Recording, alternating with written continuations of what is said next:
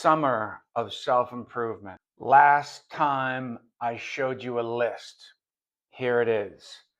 This is the list. Top on that list, getting in shape. Things like yoga and getting ripped are now being folded in to getting in shape. The list is coming down. It won't be 10 things. It'll be like 5 things. And one of them that we're going to talk about today and we'll continue to come back to will be getting in shape for my summer of self-improvement. I have branded this. I'm pretty excited about it. I just got off the Zoom with my shrink. The self-improvement is big time. It's happening. Maybe I'll add mental health to my list. Good idea. Here we go. Off to the races. The first thing in my list is losing weight by fasting. Today is Wednesday. So Monday through Thursday, I fast until 3 p.m. I do not eat any food until 3 p.m. Friday, Saturday, Sunday, I try, and I'll get into it a little bit more later, I try to hold off on eating, but I don't make it till 3 by any stretch. So here are the top points about fasting for me. The first thing I had to learn, and I did this last summer and it worked really well, and I had to relearn it because being a teacher, you cannot do this. But when you're not working and you're in a summer of self-improvement, accepting hunger is very possible. It's not easy. I don't love it. It's just doable. So accepting hunger means a couple different things. One, yeah, okay, I'm going to be hungry. Like I'm going to be really hungry toward the closer I get to 3. But also, if you can frame that accepting hunger as a way of like thinking of it like, this is my body eating itself and it's making me thin, and I won't feel full or bloated or fat while I'm hungry. That's a good feeling for me. I, Again, it's mixed up with the feelings of hunger and also blood sugar and just like metabolical stuff I don't totally understand. I just know the fasting is a positive thing. I've watched enough YouTube videos and done enough, of my own research to learn that fasting is good. Telling your body it's starving and then feeding it after a while is a good thing. So here we go. I'll keep going on the list. Second on my sub list of fasting is you have to hydrate like crazy. So that I wake up and I weigh myself. You start to hydrate. I have a cup of coffee right away, but then you really have to start drinking water. I drink bubbly water. Then later, after I have an iced coffee, and that is a way to not just make myself feel better, and the bubbly water helps me feel full, but it's also I'm conditioning my body not to be hungry. I'm giving it water and I'm telling it this is how to feel better by drinking water. The other thing is that ChatGPT, it told me that drinking water is a way to allow your body to release the water that it's clinging to while you're fasting.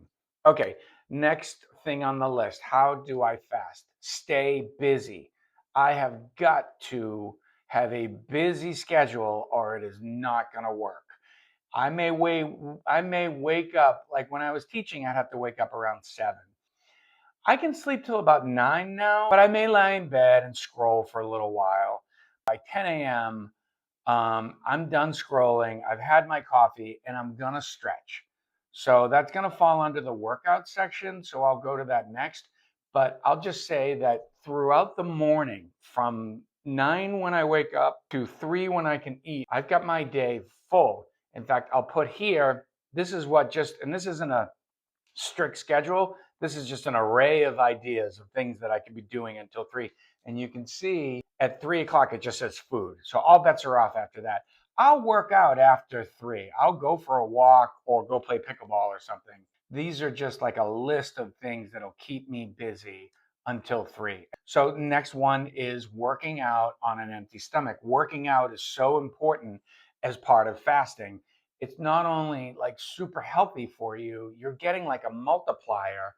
So like what you might be losing weight and sort of like, conditioning your body in a positive way during fasting, you're doing that times 2 or times 3 if you're working out at the same time. So it's a good thing to work out while fasting. Obviously, you need water. Obviously, you need to stay hydrated. And obviously, don't work out if you feel dizzy and like you need, your blood sugar's all messed up and you can't work out and you think, oh, I have to. Brian told me I have to work out while I'm hungry, and then you end up passed out on the cement. That's not good. Next one, no hangry. You have got to decide that you are not going to be hangry. You don't get to just crash out on people because you're hungry. You have to control that. And you have to do that with mind, body, and spirit. I don't even know what that means, but it just means don't allow yourself to get hangry. And if you feel it coming, isolate yourself. Get out of whatever situation you're at. If you're like at the grocery store at noon, starving, and you know you're not going to eat until 3, you're messing up. Don't do that. Don't look at food and don't be hangry. Do not crash out on people because you're hungry. Next one. When you break your fast, do it with protein. I'm making a cheese omelet because this is what I need to break my fast. And look at the time, it's 3 o'clock. But like Gemini, ChatGPT, they were all saying, do your best to break your fast with just protein. Here, I've made these little turkey slice and cheese slice sandwiches because I'm starving and I can't get much past 3 o'clock. I don't want to. So I want to break my fast with protein. And then I want to eat slowly. Next on the list is eat slowly, chew my food, let my body catch up. For the last week, I was just shoving frozen burritos in my mouth because I was so hungry and I wanted the hunger to stop. And I wasn't allowing my stomach to catch up and say, oh, dude, we're good. We've got food. Thank you. Cut down on sugar. I have this feeling like I've I've fasted all day. It's 3 o'clock. I want some sugar. I want a candy bar or a cookie or something that I might keep in my house foolishly. And I'm like, bah, just eat it down because it's like, screw it. I've fasted till 3. What are we doing here if I don't get to eat whatever F I want? Cut down on sugar. I just had half a power bar, not even. I had one bite of like a granola bar after I ate those eggs and turkey and cheese because I knew I wanted something, but I didn't have to eat the whole thing. And I put it back in the cabinet and I'll eat it later. So, and actually staying busy on both sides of eating is important because here I am. I haven't ate. I did that almost all of last week. I fasted all Monday through Thursday of last week. Every single time I felt like Santa Claus. I was so stuffed. The ChatGPT called it Thanksgiving stomach. That's what it felt like. I was so bloated and full. And I remember thinking, okay, this is good. Now I went from really hungry to really full. I won't want to eat again. But then you tend to like go way back and get really hungry again. So slowing everything down. Last thing on the fasting, and I'm going to move on.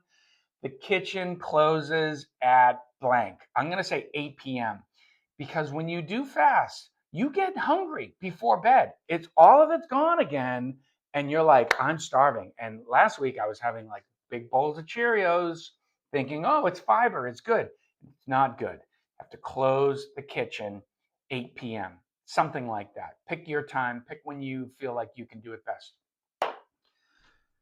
Part 2, workouts. First thing I do, I told you when I get up is I scroll, I watch some Instagram in bed, I chill, I relax. Then come 10 o'clock, 10:05, I've had my coffee, I roll out the yoga mat on the living room floor and I am stretching or doing yoga. 10, 15 minutes, not a ton, just enough to like feel like I've stretched. It's a easy workout. It gets your body warm for your next workout. It shows my girlfriend that I'm doing yoga and I get to sort of use that like as like, well, I know you do yoga. I too do yoga. Last summer I did a lot of yoga on Larchmont and it took me a while to get good at it. I've never got good at it. Who am I kidding? It took me a while to even kind of get even a little loose and just into the flow. Next thing, there are weights outside on the opposite side of my apartment. This is my backyard. This is the side of the building, and this is the weight setup. This is the gym. I joked and said it looked like a prison gym. And my buddy who lives in the building said, I'll have to get some juice boxes because in prison weight rooms or weight yards in the yard, you can't have a glass or a cup. They give them juice boxes. So I was thinking of getting a box of juice boxes and putting them out there for him. I'm doing 3 sets of 10. Today I couldn't get to 10 on the dumbbells. I did 8 and then 2 sets of 7. And I couldn't lift my arms for most of the day. All of this hurts right now, and that's good. That's what I want. I'll take tomorrow off, and then I'll get back to it on Friday. Bike riding. Yesterday I rode along the LA River. They call it the Frogtown Bike Path, and I loved it. I rode about 9.5 miles. There was this crane that, here he comes. I didn't do a great job of capturing him. I thought the camera was on him, but I was so afraid he was going to jump out at me, or she was. It was probably a mom crane protecting its babies. But anyways, I rode 4.5 miles one way and 4.5 back, maybe a little less. And I love riding along the highway here. That's the 5 freeway. If you look to the right, like that's where Dan Bell Casting is. That's where Golden Road Brewery is. And I always felt like that stuff was so far away. It's been great for my hamstring. I blew out my hammy. I don't know if I told you this, but a lot of this is a part of a recovery to fix my hamstring. And riding the bike has been great. Walking is also great. I go on what I call the K-Town walk. K-Town is Koreatown, for those of you not in the LA area. I live in East Hollywood, which sits just north of K-Town. And if I walk straight south and cross Beverly Street, I'm down in K-Town with all these great craftsman houses. It's about a 45-minute walk. I should figure out how long. Probably, yeah, I think it's about 3.5 miles, maybe 4. Something like that. I'll do double workouts. So I'll do weights in the morning and stretch. That's not a double. Stretching is just waking up. Weights and a walk. Weights and pickleball. Those will be a double workout. Finally, last thing, weighing in. So here is my weight. If you look at the arrow, I'm looking at it now. Down, down, up, same, down, down, up, up. This is not consistent yet. Gemini assures me this is water retention. Part of it is when I work out and I pull these muscles in a way, like I rip up those muscles by lifting weights. More water is needed. Also, fasting has your body cling to the water, which is why it's important to keep drinking water during fasting and during working out. So I'll keep working these numbers and sharing them. And I plan on getting to 224, which is my lowest last year. I did this last summer. It took me until September. It's only June 24th now, but it took me a while. So let's see if I can do it. One more thing on the weighing in is Friday, Saturday, and Sunday. The trick is to really not go nuts. You want to enjoy yourself. I want to enjoy myself because I've worked so hard. And starving until 3 is, as much as I'm enjoy the hunger, that's garbage. Trust me, it's hard. And so not having to fast Friday, Saturday, and Sunday is great. The trick is not going nuts. Last Friday, Amy and I went to the beach and I ate a 12-foot Subway, and I could have easily done a 6-foot, 6-inch. You know what I mean? I didn't need a 12-foot. What? A 12-inch, 1 foot. I got the 1-footer instead of the half, and I could have got the half and been fine. That's the point. Finally, last one, and then I'm going to wrap this up. This has gone on long enough. Less drinking. This is part of my summer of self-improvement. For sure. It's also part of one of the 3 buckets I'm talking to my therapist about. The drinking thing is like, I'm trying hard. I'm trying to cut out beers, and I'm trying not to drink every beer that gets put in front of me, every glass of wine that I have the opportunity to drink or buy. if I go to a brewery, maybe I have a Diet Coke. I don't have to have a beer, two beers every time I'm in a place that serves it. But my real problem is that I love a whiskey before bed. I actually love two whiskeys before bed. And it's really hard for me to talk about. It's something that is, been a bad habit for many, many years. And it's something that I'm looking to break the chains. So, more on that in the coming weeks. The summer of self improvement goes on and on.